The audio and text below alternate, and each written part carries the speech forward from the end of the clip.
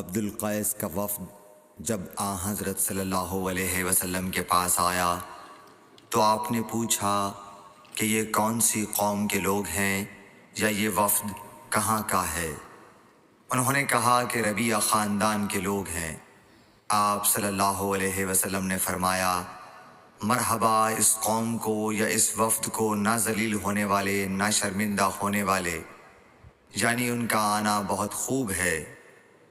وہ کہنے لگے، اے اللہ کے رسول صلی اللہ علیہ وسلم، ہم آپ کی خدمت میں صرف ان حرمت والے مہینوں میں آ سکتے ہیں، کیونکہ ہمارے اور آپ کے درمیان مضر کے کافروں کا قبیلہ آباد ہے۔ پس آپ ہم کو ایک ایسی قطعی بات بتلا دیجئے جس کی خبر ہم اپنے پچھلے لوگوں کو بھی کر دیں جو یہاں نہیں آئے، اور اس پر عمل درآمد کر کے ہم جنت میں داخل ہو جائیں۔ اور انہوں نے آپ سے اپنے برتنوں کے بارے میں بھی پوچھا۔ آپ صلی اللہ علیہ وسلم نے ان کو 4 باتوں کا حکم اور 4 قسم کے برتنوں کو استعمال میں لانے سے منع فرمایا۔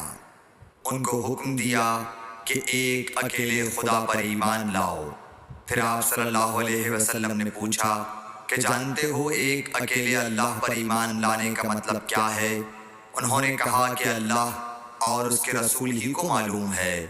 آپ نے فرمایا کہ اس بات کی گواہی دینا کہ اللہ کے سوا کوئی معبود نہیں، اور یہ حضرت محمد صلی اللہ علیہ وسلم اس کے سچے رسول ہیں، اور نماز قائم کرنا اور زکوٰۃ ادا کرنا اور رمضان کے روزے رکھنا اور مال غنیمت سے جو ملے اس کا 5واں حصہ مسلمانوں کے بیت المال میں داخل کرنا، اور 4 برتنوں کے استعمال سے آپ صلی اللہ علیہ وسلم نے ان کو منع فرمایا، سبز لاکھی مرتبان سے اور کدو کے بنائے ہوئے برتن سے، لکڑی کے کھودے ہوئے برتن سے اور روغنی برتن سے، اور فرمایا کہ ان باتوں کو حفظ کر لو اور ان لوگوں کو بھی بتلا دینا جو تم سے پیچھے ہیں اور یہاں نہیں آئے ہیں۔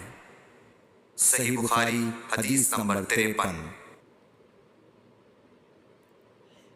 حضرت صلی اللہ علیہ وسلم نے فرمایا، عمل نیت ہی سے صحیح ہوتے ہیں، یا نیت ہی کے مطابق ان کو بدلہ ملتا ہے، اور ہر آدمی کو وہی ملے گا جو نیت کرے گا۔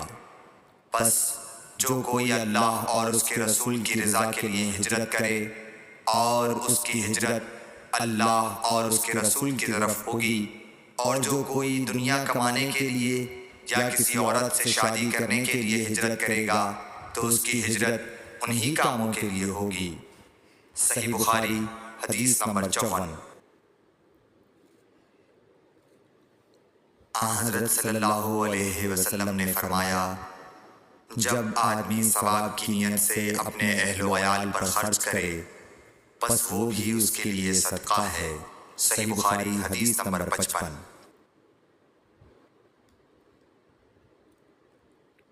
حضرت صلی اللہ علیہ وسلم نے فرمایا، بے شک تو جو کچھ خرچ کرے اور اس سے تیری نیت اللہ کی رضا حاصل کرنی ہو تو تجھ کو اس کا ثواب ملے گا، یہاں تک کہ اس پر بھی جو تو اپنی بیوی کے منہ میں ڈالے۔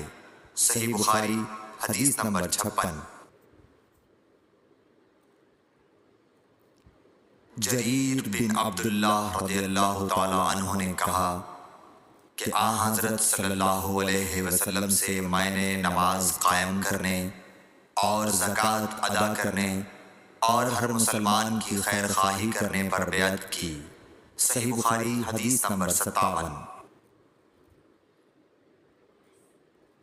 جس دن مغیرہ بن شعبہ حاکم کوفہ کا انتقال ہوا تو جریر بن عبداللہ رضی اللہ تعالی عنہ خطبے کے لیے کھڑے ہوئے اور اللہ کی تعریف اور خوبی بیان کی، اور کہا تم کو اکیلے اللہ کا ڈر رکھنا چاہیے، اس کا کوئی شریک نہیں، اور تحمل اور اطمینان سے رہنا چاہیے اس وقت تک کہ کوئی دوسرا حاکم تمہارے اوپر آئے، اور وہ ابھی آنے والا ہے۔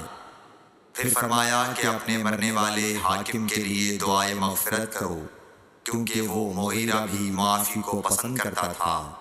پھر کہا کہ اس کے بعد تم کو معلوم ہونا چاہیے کہ میں ایک دفعہ آن حضرت صلی اللہ علیہ وسلم کے پاس آیا اور میں نے عرض کیا کہ میں آپ سے اسلام پر بیعت کرتا ہوں۔ آپ نے مجھ سے ہر مسلمان کی خیر خواہی کے لیے شرط کی، بس میں نے اس شرط پر آپ سے بیعت کر لی۔ بس اس مسجد کے رب کی قسم کہ میں تمہارا خیر خواہ ہوں۔ پھر استغفار کیا اور ممبر سے اتر آئے۔ صحیح بخاری حدیث نمبر 58۔